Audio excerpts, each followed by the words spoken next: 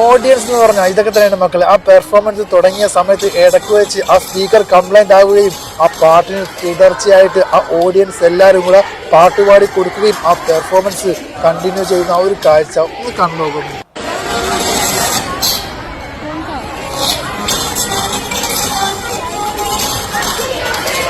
അടിപൊളി.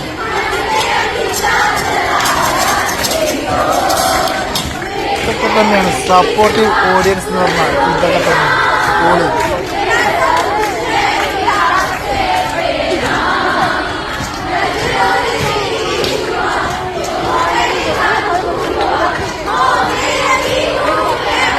അടിപൊളി.